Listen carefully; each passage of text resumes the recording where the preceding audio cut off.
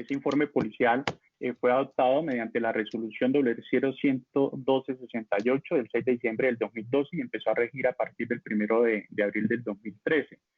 El informe policial de accidente de tránsito es de uso obligatorio en todos los casos donde se ha presentado solo daños materiales, de acuerdo al Código Nacional de Tránsito en su artículo 143 y 144, y en los casos de lesiones personales u homicidio, de acuerdo al procedimiento que establece en los artículos 148 y 149, obviamente con arreglo al Código de Procedimiento Penal. Las funciones de policía judicial que tienen las autoridades de tránsito. Claro, allá también vamos a mirar unos informes, la importancia del dibujo topográfico o el croquis que hacen allí, también tanto la labor que todas las diferentes autoridades de tránsito, entendiendo que autoridades de tránsito tenemos inspectores de policía que tienen que actuar donde no hay agentes de tránsito o policía de tránsito, ¿sí? Tenemos los diligenciamientos de informes por parte de los agentes de tránsito, los que algunos llaman azules. Tenemos los informes policiales de accidentes de tránsito diligenciados por la de tránsito, ya sea en zona urbana o en carretera. Entonces, este formato es de obligatorio diligenciamiento en caso de solo daños o casos de infracción penal, pero también tiene un manual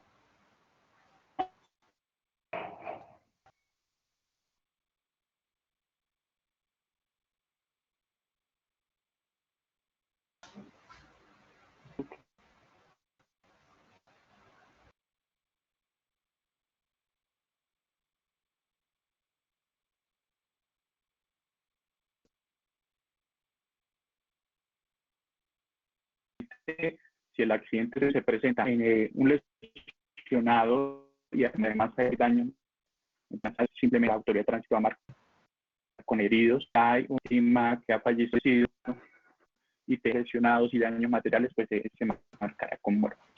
El lugar de los hechos, de la ubicación del porque estamos sucediendo en una calle frente a la nomenclatura X o entre la calle tal y la calle tal, pero en carreteras es importante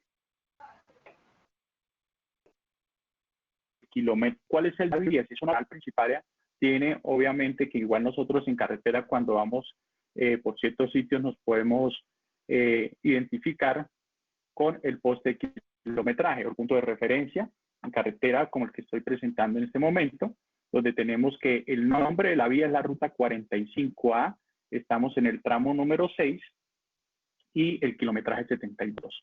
Ese es el que podemos marcar aquí como código de ruta.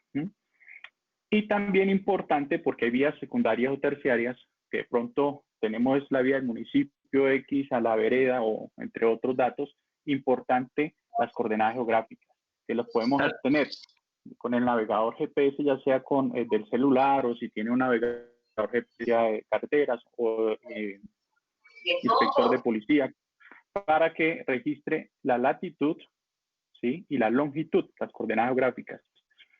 Perdón, doctor, se le salió la presentación. La presentación se le salió. ¿Se salió? Caramba.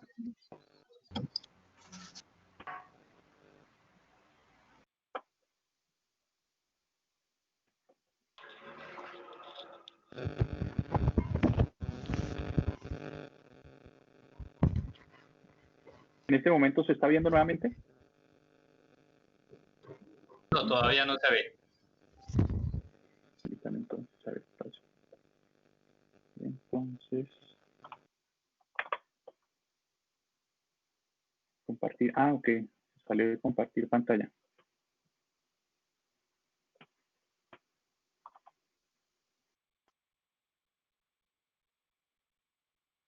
Perfecto, ahora sí volvió a... ¿Ahora sí? aparecer. Sí, señor.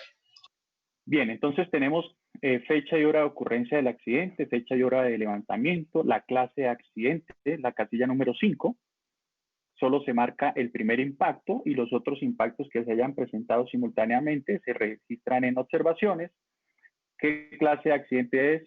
Si es seleccionado choque, debo especificar el choque si es con vehículo, con tren, coche moviente, objeto fijo, ¿sí? ¿Qué tipo de objeto fijo? También acá, clase de accidente. La clase de accidente tenemos si es choque. El choque puede ser con vehículo. Cuando son, bueno, tenemos claro que también está la palabra colisión y que lo más preciso es cuando son más de un vehículo en movimiento, el resultado es colisión. En el informe policial de accidente de tránsito no existe la colisión, existe el choque, entonces marcamos choque. ¿Sí? ¿Con qué fue el choque? Se fue con otro vehículo que estaba en movimiento, ¿sí? Como en este caso, si fue un volcamiento, del vehículo en contacto con la vía y puede ser volcamiento lateral o longitudinal y depende del número de giros que dé, ya sea lateral o longitudinal, tenemos un cuarto, 2 cuartos de vuelta, entre otros. El atropello, el impacto de un vehículo en movimiento con un peatón, la caída de ocupante, ya sea interno de un vehículo, por ejemplo, en el servicio público, o hacia la parte externa, que pasa mucho con los vehículos cuando las personas solamente van en el estribo, no han subido completamente al vehículo, ¿no? Y el incendio y otros. En esas 6 clases, si yo selecciono el choque, entonces marcamos choque con vehículo, con tren, con semoviente, objeto fijo, y si es objeto fijo, ¿cuál de los objetos fijos? El objeto fijo puede ser un vehículo estacionado. Posteriormente tenemos las características del lugar de los hechos.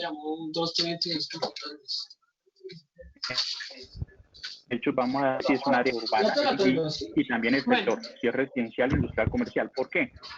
Importante que si es un área rural y no encontramos señalización, entonces las velocidades máximas permitidas a 80 kilómetros por hora para el servicio público y hasta 120 kilómetros por hora. En la zona urbana, 60 hasta 80 kilómetros por hora debidamente señalizado, ¿sí?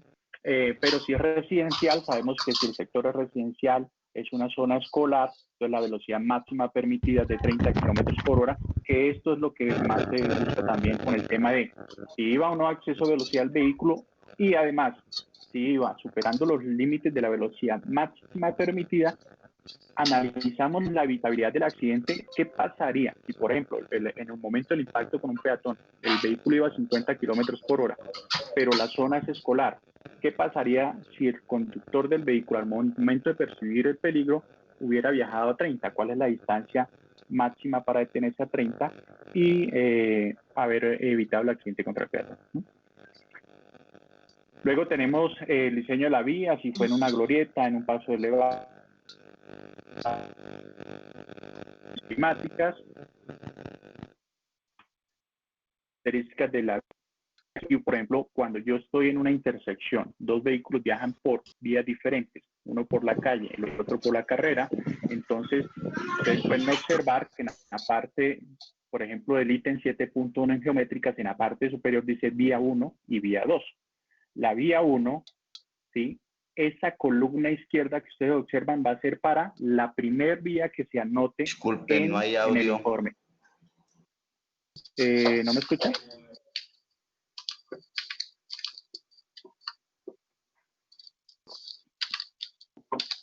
¿No me están escuchando? Sí.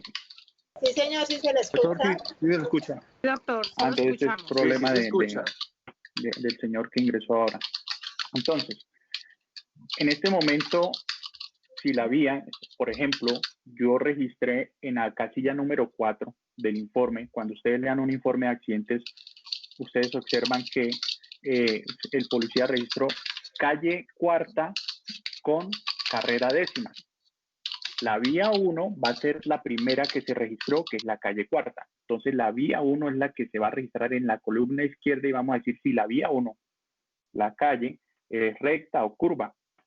Importante, si registró que es curva, todos los agentes de tránsito y policías de tránsito están en la capacidad de determinar el radio de la curva y en el bosquejo que vamos a ver, ustedes van a observar que allí están las casillas para que anoten ese dato.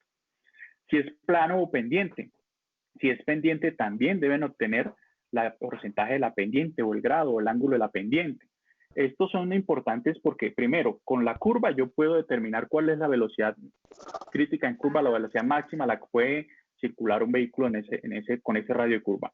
Y en la pendiente, yo puedo estimar primero si el vehículo iba subiendo, la pendiente para él es positiva, y si voy a hacer un cálculo de velocidad, tengo que sumar o restar un coeficiente de fricción que lo vamos a ver más adelante. Luego tenemos otros datos como aceras, vemas. Y la columna de la derecha va a ser para la vía número 2, que es la carrera décima, si fue la segunda que se registró. En ese sentido es que vamos nosotros registrando, por ejemplo, si la vía es de un solo sentido, en los informes que ustedes de pronto habrán algunos observado, cuando ustedes leen un acta de inspección al lugar de los hechos, no es tan detallado todos estos datos. Si la vía era recta, plana, su utilización doble sentido era reversible, tenía contraflujo, o si de pronto dentro de sus calzadas era una, dos, o cuántas calzadas tiene la vía, cuántos carriles en el tramo o en la calzada comprometida donde se presentó el accidente de tránsito, si era uno, dos o tres. Si la superficie de herradura es asfalto, afirmaba Adoquín, porque depende también de la superficie de rodadura que vamos a tener una fuerza de fricción allí cuando el vehículo bloquea totalmente sus llantas, vamos a tener un coeficiente de fricción que es la resistencia de desplazamiento más adelante. Tenemos de superficie, lado de la superficie, bueno, aquí tenemos Adoquín que está presentándolo. Condiciones, superficie, si la superficie era húmeda, había lodo, alcantarilla destapada, material orgánico, entre otros, iluminación artificial existente, si era buena o mala, ¿sí? Los controles, si había agentes de tránsito, direccionando el tránsito, no regulando muy diferentes. Direccionar el tránsito es que obviamente tenga que ubicarse como si fuera un semáforo, deteniendo el tráfico de una vía para darle prelación a otra, así sucesivamente. La regulación no es totalmente diferente. El semáforo, si estaba operando intermitente, con daños, apagado, las señales verticales. Aquí son las que más se utilizan, ¿no? Señal de pare, se da el paso, no gire, no adelantar y velocidad máxima. Si hay señal de velocidad máxima, hay que buscarla, no hay que solamente observar un área de 100 metros a la redonda del lugar de los hechos, sino ir más atrás, ir a buscar cuál es la señal que enfrentaba cada participante al momento previo al accidente, ¿no? Entonces, si marcamos velocidad, ¿qué señal es la velocidad máxima para esa señal reglamentaria? Luego tenemos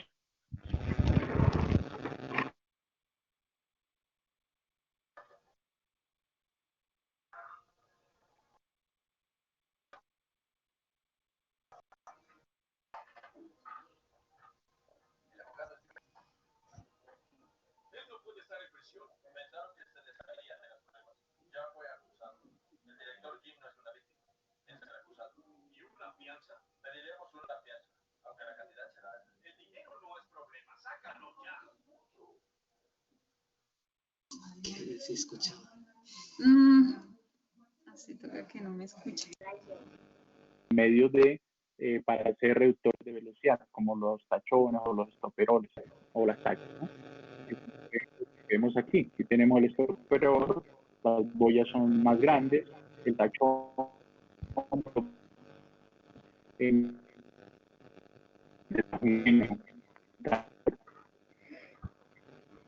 aquí tenemos velocidad y tenemos un delineador. Y la visibilidad también es importante, la visibilidad y la visual, que son dos aspectos diferentes, que la visibilidad tiene que ver con el medio ambiente, ¿sí? Si hay circunstancias que afectan la visibilidad del conductor. Entonces, el artículo 74 de la ley 779 dice en qué sitios se debe reducir la velocidad a 30 kilómetros por hora. Y precisamente uno es cuando las condiciones de visibilidad son totalmente escasas.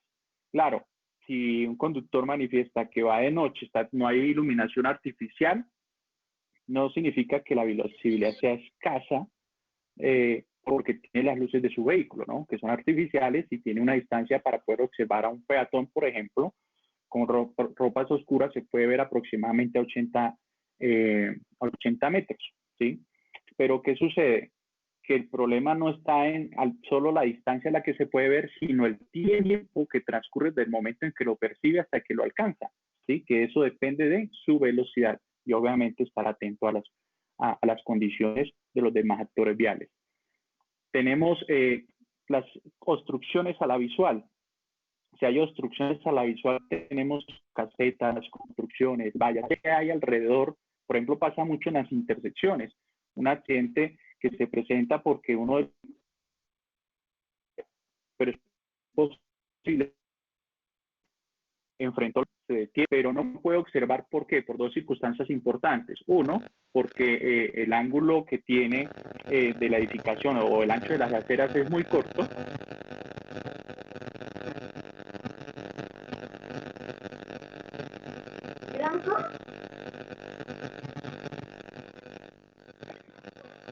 Entonces, el ancho de las aceras es muy angosto, ¿sí?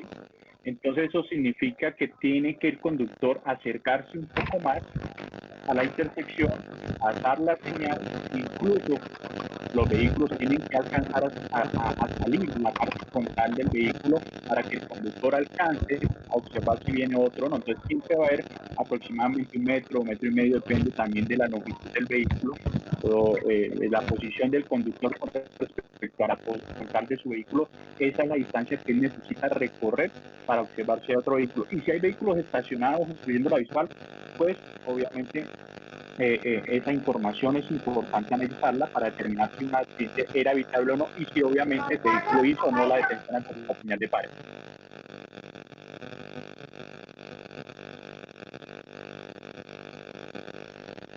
Luego viene una información de conductores. Dentro de conductores tenemos los datos generales de ley. Si obviamente se llevó al examen de embriaguez, se autorizó o no examen de embriaguez, sustancias psicoactivas. Si ese conductor quedó herido o muerto, y si llevaba, por ejemplo, si de motocicleta llevaba chaleco, llevaba cascos, si conductor de automóvil o camión o otro tipo de vehículos, si llevaba cinturón o no. Qué pena, licencia de conductor. Se ven las ayudas, las ayudas. Se salieron otra vez, bueno, ya me quedé. Sí, se volvió a salir, gracias.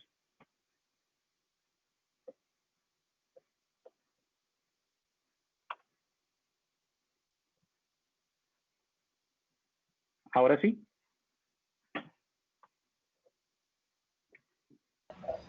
Sí, señor, ya ahora sí se están viendo, gracias. Muchas gracias a ustedes. Entonces, tenemos los datos de los conductores, donde vamos a registrar si se practicó el examen de embriaguez o no, o si el conductor quedó muerto o herido, si el conductor lleva chaleco, casco, cinturón. Obviamente esto también es, pues, el policía o el agente de tránsito llega después. Buen tiempo de todo el accidente, el caso de más que todo el casco, chaleco, uno lo que están las víctimas allí, las lesiones que pueda presentar en el cráneo. Para el conductor de un automóvil, pues es difícil determinar si lo llevaba o no, depende del impacto. Obviamente, si se activa el sistema, el airbag, obviamente tiene que llevar usted su cinturón de seguridad, si no, de lo contrario va a tener un impacto fuerte contra el airbag. Tenemos, si ese conductor quedó lesionado, se registra en qué hospital o clínica fue atendido, de haber sido llevado a este centro, y describir las lesiones que le pueda suministrar allí el centro médico, ¿no? Y dentro de, bueno, ahí hablamos del vehículo 1, también está para el vehículo 2, el formato como tal son 4 copias, y una copia tiene 3 hojas. La original, hablemos, por ejemplo, la original tiene 3 hojas, la primera hoja para el vehículo 1, la segunda hoja para el vehículo número 2, y dentro del vehículo nos da importante la placa del vehículo, la placa del remolque, la marca, la línea, el color, que estos datos, con estos datos, quizás, por ejemplo, en el informe no están los datos de las características técnicas de longitud, ancho y entre otras medidas que uno a veces necesita, la masa del vehículo. Entonces, con esos datos, nosotros lo que hacemos es buscar la ficha técnica en Internet para determinar esas dimensiones, esos otros datos. Pero sí es importante las toneladas, por ejemplo, en este caso, número de toneladas que llevaba el vehículo al momento del accidente, ¿sí? Porque no es lo mismo tener la ficha técnica, decir que el vehículo tiene una masa de 1000 kilogramos, pero llevaba 4 ocupantes más llevaba una carga, si es camioneta, entonces en la carrocería llevaba X kilogramos más, ¿no? Entonces, ¿eso por qué? Porque depende del modelo físico que utilice, voy a necesitar esa masa total, ¿sí? la empresa a la que pertenece, datos de seguros, cuántos acompañantes llevaba en el momento del accidente, ahí me quedó mal escrito cantidad, me disculpan por eso, es una presentación antigua y no la pude volver a corregir. Tengo datos de seguros y el propietario. Si el propietario es el mismo conductor, únicamente marcamos una X y ya, o si no, datos que figuran en la licencia de tránsito. La clase de vehículo, si es un automóvil, una buseta, un motocarro, si es oficial, si es particular, diplomático, la modalidad de transporte que tiene.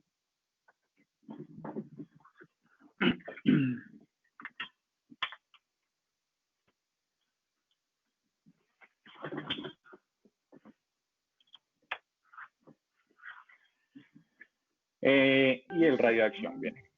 Luego, descripción de daños. La descripción de daños es muy importante para hacer una reconstrucción. A veces nosotros los peritos nos quedamos un poco cortos con esta información en los casos precisamente de lesiones personales. A veces simplemente se diligencia el formato y en descripción de daños muchos solamente registran, por ejemplo, parachoques, capó, parabrisas. Solamente me está describiendo las partes de un vehículo, pero no me está diciendo qué daños, ni tampoco en el tercio, ni tampoco cuál es la dirección de la fuerza aplicada para generar esos daños, que eso lo vamos a analizar también más adelante. Entonces, en los casos de cuando se ha presentado homicidio, pues viene un álbum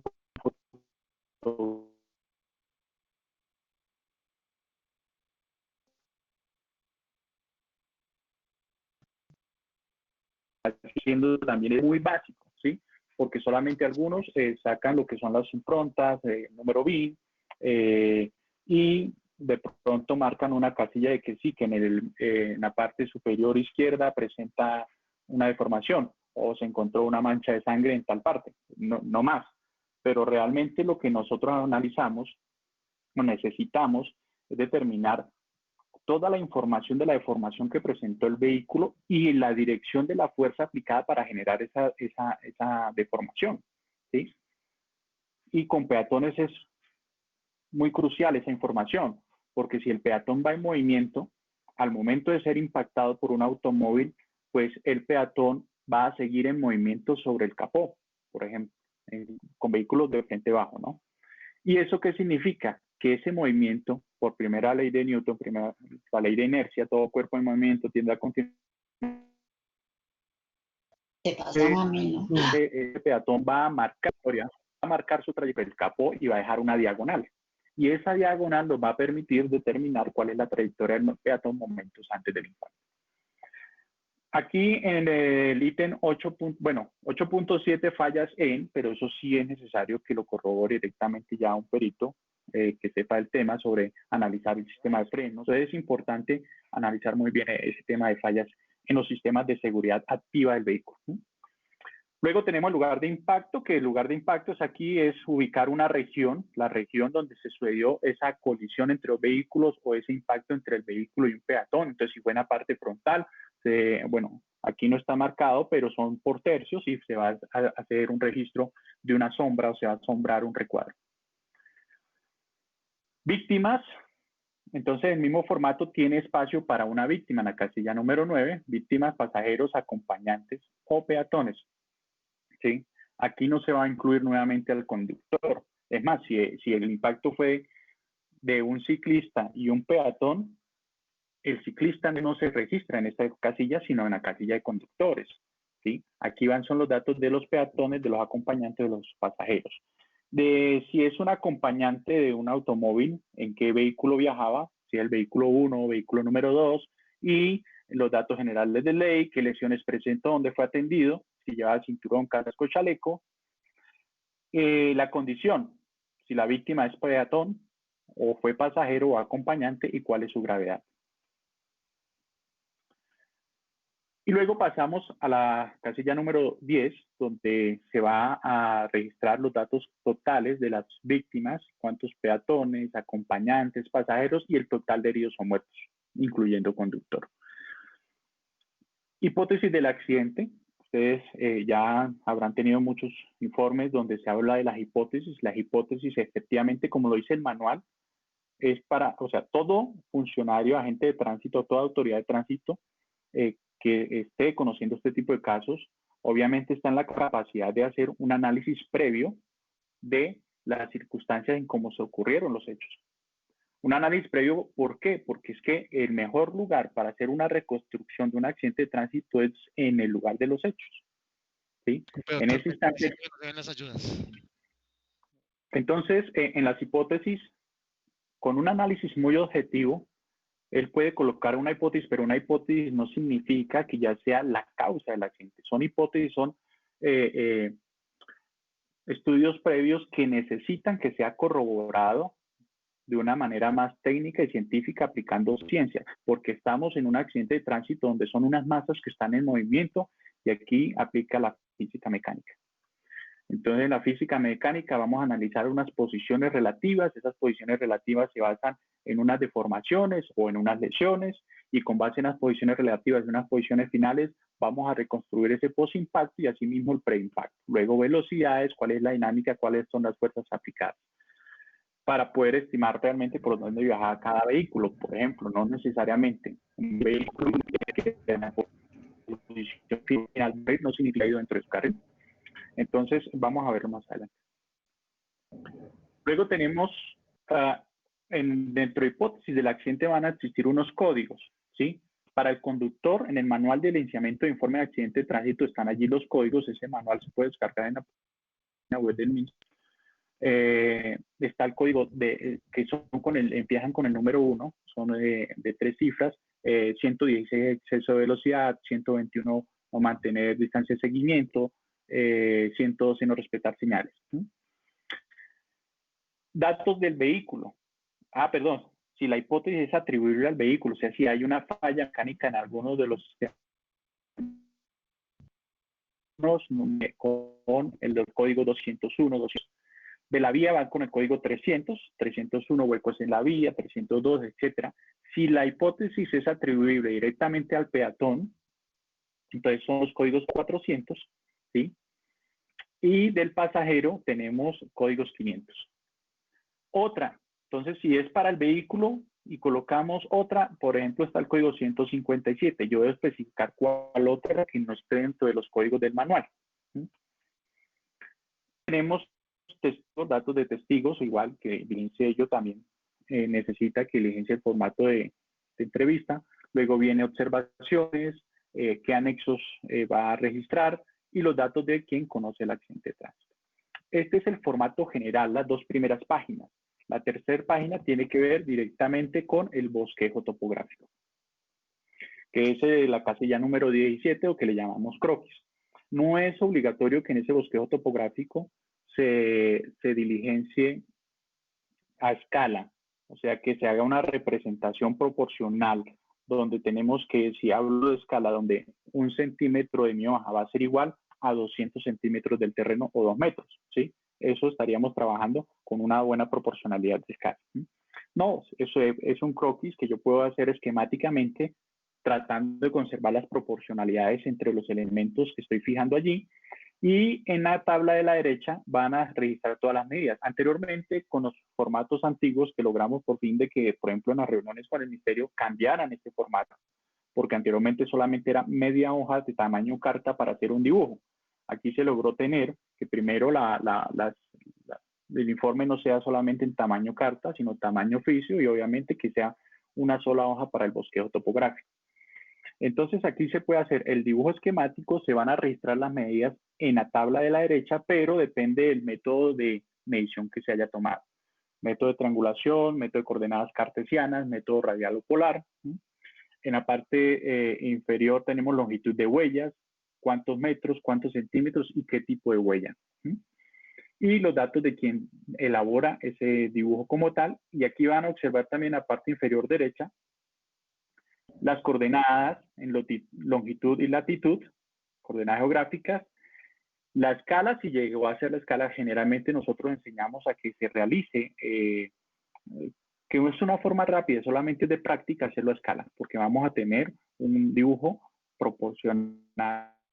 Para la vía número 1, si la vía es curva, ¿cuál es el radio? si hay pendiente, cuál es el ángulo o el porcentaje, lo mismo para el peralte, ¿no? Y para la vía número 2. Esos son los datos que se deben consignar. Ese es el formato del informe policial de accidente de tránsito.